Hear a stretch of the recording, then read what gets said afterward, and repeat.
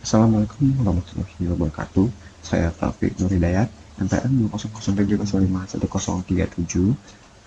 Di sini saya akan membacakan jawaban untuk ujian tengah semester mata kuliah keamanan sistem informasi. Untuk soal pertamanya, itu uraikan apa yang dimaksud dengan cybersec dalam sebuah keamanan sistem informasi. Nah, cybersec itu ada cyberspace, cyber threat, cyber attack, cyber security, dan cyber crime dan cyber law. Nah, di mana pertama itu ada cyberspace, adalah sebuah konsep yang menggambarkan teknologi digital saling terhubung secara luas. Itu berasal dari dekade pertama penyebaran internet. Ini mengacu pada dunia online sebagai dunia terpisah. Berbeda dari kenyataan sehari-hari, di dunia maya, orang dapat bersembunyi di balik identitas palsu, seperti di dunia maya. Sekarang digunakan oleh ahli strategi teknologi, profesional keamanan, pemerintah, pemimpin militer dan industri, serta pengusaha untuk menggambarkan domain lingkungan teknologi global yang umumnya didefinisikan sebagai industri untuk jaringan global infrastruktur teknologi informasi yang saling bergantung, jaringan telekomunikasi, dan sistem pemasaran komputer. Kemudian ada cyber threat. Nah, cyber threat ini ada hacker threat, di mana hacker threat itu terdiri dari black hats. Ini adalah individu dengan keterampilan komputasi yang luas beralih ke aktivitas berbahaya atau merusak. Kemudian ada white hat, ini individu yang mengaku memiliki keterampilan peretas dan menggunakan untuk tujuan defensif, juga dikenal sebagai analis keamanan. Kemudian ada grey hat. Nah, grey hat itu individu yang bekerja baik ofensif dan defensif di berbagai waktu. Ada side hacker, itu ada individu yang bertujuan untuk meruntuhkan infrastruktur penting untuk tujuan dan tidak khawatir menghadapi hukuman. Nah, kemudian ada cracker threats. Nah, cracker threats ini ada unstructured threats. Itu adalah orang dalam, hacker, kelembagaan hacker. Kemudian ada struktur threats, itu kejahatan terorganisir, spionase industri, hack fish. Kemudian national security threats, itu teroris, media intelijen, prajurit informasi. Nah, setelah itu ada cyber attack, serangan yang setiap hari menyerang kawanan sistem. Contoh serangan cyber yaitu malware, DDoS, ransomware, hacking, dan masih banyak lagi. Nah, serangan ini makin lama makin sulit ditangani, makin sulit dideteksi, dan makin sulit untuk mencari siapa yang menyerang. Nah, kemudian ada cyber security. Cyber security merupakan keamanan informasi yang terdapat pada komputer atau jaringan. Harus mengkaji sistem dulu atau ancaman yang paling banyak apa saja. Setelah kita cari tahu apa yang kerugian yang diderita, lalu berapa besar peristiwa itu akan terjadi. Jika sudah tahu apa yang saja ancamannya akan terjadi, baru membuat sistem keamanan yang sesuai. Nah, kemudian ada cybercrime. Nah, ini suatu tindakan ilegal seperti ingin masuk ke dalam suatu sistem secara tidak sah atau ilegal. Maka itu ke dalam itu termasuk ke dalam tindakan kejahatan yang akan dipidana dan perdata. Nah, cyber ini ada cyber IT crime scans, itu ada IT sebagai alat, IT sebagai perangkat penyimpanan, kemudian ada IT sebagai target, kemudian ada crime motives, itu pencari sensasi, kejahatan terorganisir, kelompok teroris, dan negara atau bangsa. Kemudian terakhir ada cyber law, itu adalah aspek hukum atau penegakan hukum, upaya pencegahan tindakan pidana maupun penanganan tindakan pidana seperti cybercrime. Nah, ini sulit untuk terus diperbarui saat teknologi bergerak. Cerita yang berbeda antara aturan dan upaya penegakan, kemudian memerlukan berbagai infrastruktur, suprastruktur, dan sumber daya. Nah, kemudian dapat dengan mudah dilacak oleh praktisi hukum. Nah, kemudian untuk soal nomor 2, itu uh, berikan 10 contoh perbuatan yang dianggap melanggar undang-undang ITE dengan di Republik Indonesia. Nah, yang pertama itu adalah menyebarkan video asusila.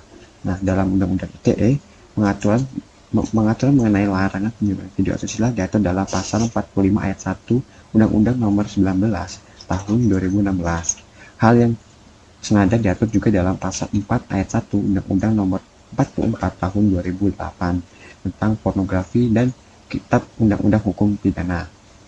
Kemudian kedua itu ada judi online. Nah, perjudian berbasis online juga diatur dalam Undang-Undang ITE. Hal ini diatur dalam pasal 45 ayat 2 Undang-Undang Nomor 19 Tahun 2016. Selain itu juga diatur dalam pasal 303 303 bis KUHP dan Undang-Undang Nomor 7 Tahun 1974 tentang penertiban perjudian. Nah, kemudian ketiga ada pencemaran nama baik. Pengaturan itu diatur dalam pasal 45 ayat 3 Undang-Undang Nomor 19 Tahun 2016 yang berbunyi, setiap orang yang dengan sengaja dan hak mendistribusikan dan atau mentransmisikan dan atau membuat dapat diaksesnya informasi elektronik dan atau dokumen elektronik yang memiliki muatan penghinaan dan atau mencemar nama baik sebagaimana dimaksud dalam pasal 27 ayat 3 dipidana dengan pidana penjara paling lama 4 tahun dan atau denda paling banyak 750 juta rupiah. Nah, kemudian keempat ada pemerasan atau pengancaman. Dalam pasal 45 ayat 4 Undang-Undang Nomor 19 Tahun 2016 mengatur mengenai setiap orang yang dengan sengaja dan tanpa hak mendistribusikan dan atau mentransmisikan dan atau membuat dapat diaksesnya informasi elektronik dan atau dokumen elektronik yang memiliki muatan pemerasan dan atau pengancaman sebagai dimaksud dalam pasal 27 ayat 4 dipidana dengan pidana penjara paling lama 6 tahun dan atau denda paling banyak 1 miliar rupiah. Nah, kelima ada ujaran kebencian berbasis SARA. Nah, pemerintah juga mengatur mengenai larangan penyebaran ujaran kebencian berbasis SARA dalam pasal 45A ayat 2 Undang-Undang Nomor 19 Tahun 2016. Dan bagi siapapun yang melakukan dan menyebarkan kebencian berbasis SARA yang ditujukan untuk menimbulkan rasa kebencian dan permusuhan individu dan atau kelompok masyarakat tertentu dipidana dengan pidana paling lama 6 tahun dan atau didenda paling banyak 1 miliar rupiah. Kemudian keenam ada teror online. Nah, perbuatan ini juga diatur dalam undang-undang, khususnya pasal 45B Undang-Undang Nomor 19 Tahun 2016. Gak main-main, pelaku teror juga dapat dikenakan ancaman pidana paling lama 4 tahun dan atau denda paling banyak 750 juta rupiah. Nah, ketujuh ada meretas akun sosial media orang lain. Karena dengan meretas akun sosial media, itu kena pasal 32 ayat 1 dan pasal 48 ayat 1 Undang-Undang ITE. Bagi setiap orang yang sengaja tanpa hak atau melawan hukum dengan cara mengubah, menambah, mengurangi, melakukan transmisi, merusak, menghilangkan, memindahkan, menyembunyikan suatu informasi elektronik dan atau dokumen elektronik milik orang lain atau milik publik dipidana dengan pidana paling lama 8 tahun atau denda paling banyak 200 miliar rupiah. Kemudian 8 ada mendistribusikan berita bohong atau hoax kepada masyarakat terkait suku, agama, ras, antar golongan. Ini masuk pasal 28. Kemudian 9 ada mengganggu sistem elektronik pasal 33. Kemudian 10 ada pemalsuan dokumen elektronik dengan cara memanipulasi penciptaan, perubahan, penghilangan dan pengerusakan pasal 35. Nah, kemudian untuk soal nomor 3 itu apa yang masuk dengan kriptografi dan bagaimana perkembangan kriptografi saat ini. Nah, kriptografi itu adalah ilmu mengenai teknik enkripsi di mana naskah asli diacak menggunakan suatu kunci enkripsi menjadi naskah yang sulit dibaca oleh seorang yang tidak memiliki kunci deskripsi. Dekripsi menggunakan kunci enkripsi bisa mendapatkan kembali data asli. Probabilitas mendapat kembali naskah asli dan seorang tidak memiliki kunci dekripsi dapat waktu yang tidak terlalu lama adalah sangat kecil. Teknik enkripsi yang digunakan untuk kriptografi adalah enkripsi simetris, di mana kunci dekripsi sama dengan kunci enkripsi. Untuk public key kriptografi diperlukan teknik enkripsi asimetris, di mana kunci dekripsi tidak sama dengan kunci enkripsi. Enkripsi, dekripsi, dan pembuatan kunci untuk teknik enkripsi asimetris memerlukan komputasi yang lebih intensif dibandingkan enkripsi simetris karena enkripsi asimetris menggunakan bilangan-bilangan yang sangat besar. Nah, perkembangan kriptografi sangat pesat. Para ahli kriptografi terus-menerus menciptakan algoritma yang baru. Selama bertahun-tahun, kriptografi merupakan milik eksklusif kalangan militer saja, sebelum akhirnya kaum akademis turut mengadakan riset tentang seni ini yang akhirnya menjadi cabang ilmu tersendiri, yang kemudian sangat mendorong penggunaan kriptografi ini secara meluas, yang tidak hanya dimanfaatkan di lingkungan militer dan diplomatik saja. Saat ini, kriptografi diadopsi sebagai dasar sistem pengamanan data di setiap sistem komputasi, jaringan komputer, dan terutama internet. Dan untuk soal nomor 4, berikan 5 contoh serangan cyber attack yang ada dan bagaimana cara antisipasi atau bertahan yang dilakukan dalam sebuah serangan keamanan sistem informasi. Nah, yang pertama itu ada pencurian dan penggunaan akun internet milik orang lain. Nah, untuk solusinya mencegah kasus ini adalah pertama menggunakan enkripsi untuk meningkatkan keamanan. Nah, kemudian penggunaan firewall. Terus perlunya cyber law, kemudian melakukan pengamanan sistem melalui jaringan dengan melakukan pengamanan FTP, SMTP, telnet, dan pengamanan web server. Kemudian kedua, penyerangan terhadap jaringan internet KPU. Jaringan di internet di Pusat Tabulasi Nasional Komisi Pemilihan Umum sempat down beberapa kali. KPU menggandeng kepolisian untuk mengatasi hal tersebut. Nah, cara untuk mengatasi kasus KPU ini pertama itu penggunaan kriptografi atau seni menyandikan data. Kemudian internet firewall. Setelah itu menutup service yang tidak digunakan. Keempat, adanya sistem pemantauan serangan yang digunakan untuk mengetahui adanya tamu seorang yang tidak diundang. Nah, kemudian melakukan backup secara rutin. Setelah itu adanya pemantauan integritas sistem. Kemudian perlu adanya cyber law dan perlu dukungan lembaga khusus. Nah, kemudian ketiga itu ada kejahatan kartu kredit yang dilakukan lewat transaksi online di Yogyakarta. Nah, Polda DI Yogyakarta menangkap 5 kader dan mengamankan barang bukti bernilai puluhan juta yang didapat dari merchant luar negeri. Nah, untuk mengatasi masalah itu pertama perlu adanya cyber law, di mana cybercrime belum sepenuhnya keakomodasi dalam peraturan atau undang-undang yang ada. Penting adanya perangkat hukum khususnya meningkatkan karakter dari cybercrime ini berbeda dari kejahatan konvensional. Nah, kemudian ada perlu dukungan lembaga khusus. Lembaga ini diperlukan untuk memberikan informasi tentang cybercrime, melakukan sosialisasi secara intensif kepada masyarakat, serta melakukan riset-riset khusus dalam penanggulangan cybercrime. Nah, kemudian penggunaan enkripsi untuk meningkatkan keamanan. Penggunaan enkripsi yaitu dengan mengubah data-data yang dikirimkan sehingga keamanan autentik. Penggunaan user ID dan password itu penggunaan enkripsi dilakukan pada tingkat soket. Nah, kemudian keempat ada membuat situs asli tapi palsu layanan perbankan lewat internet BCA. Lewat situs aspal. Jika nasabah salah mengetik situs asli dan masuk ke situs tersebut, identitas pengguna, user ID, dan nomor identifikasi personal atau PIN dapat ditangkap. Tercatat 130 nasabah tercuri datanya. Nah, untuk mengatasi kasus tersebut, pertama itu penggunaan enkripsi untuk meningkatkan keamanan.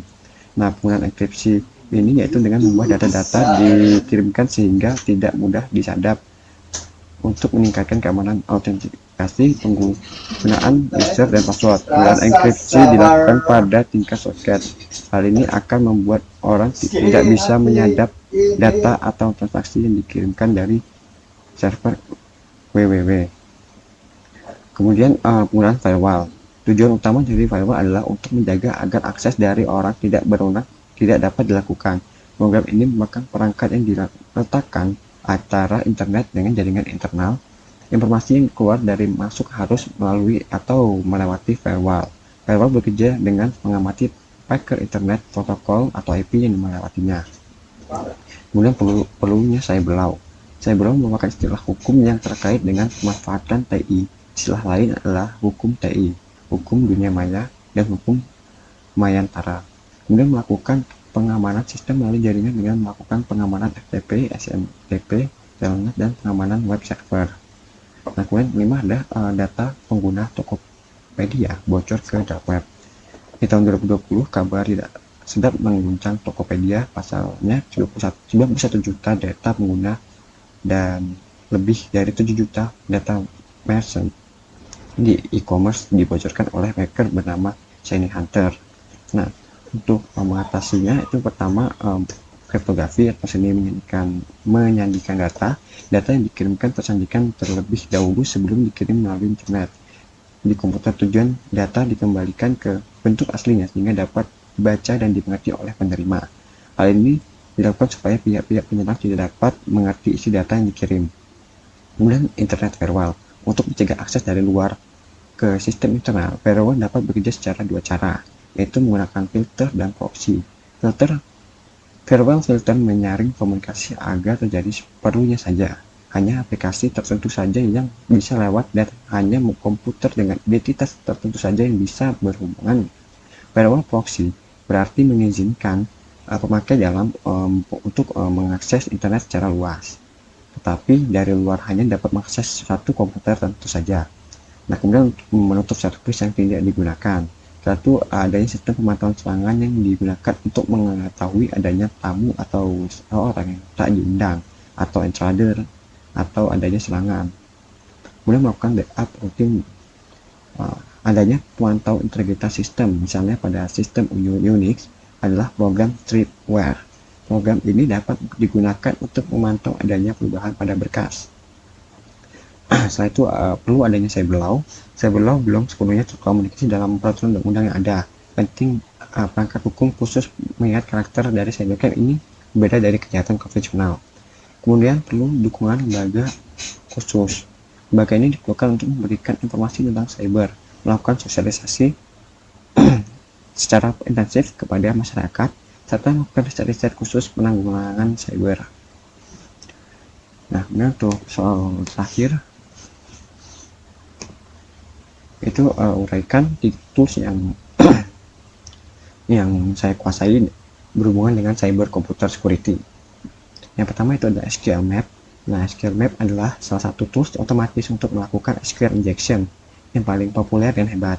Dengan URL HTTP request yang rentan, SQL Map dapat mengeksploitasi remote database dan melakukan hacking seperti mengekstrak nama database, table, kolom, semua data dalam tabel, dan lain-lain. Bahkan dapat membaca dan menulis file pada remote system file pada kondisi tertentu. Ditulis dalam bahasa Python dan merupakan salah satu alat hacking yang paling hebat. SQL Map adalah SQL Injection Method Process. Kemudian ada AirCrackNG. AirCrackNG adalah berbagai kumpulan aplikasi yang berguna untuk menilai dan mengukur tingkat keamanan pada jaringan Wi-Fi. AirCrack bekerja pada jaringan Wi-Fi yang mendukung minor-rating mode dan bisa mendeteksi trafik jaringan dari 802.11a, 802.11b, dan 802.11g. AirCrack sendiri bertujuan untuk melakukan serangan brute force pada sebuah Wi-Fi dengan tujuan mendapat password. AirCrack terdiri dari berbagai sub-tools yang digunakan untuk melancarkan serangan brute force.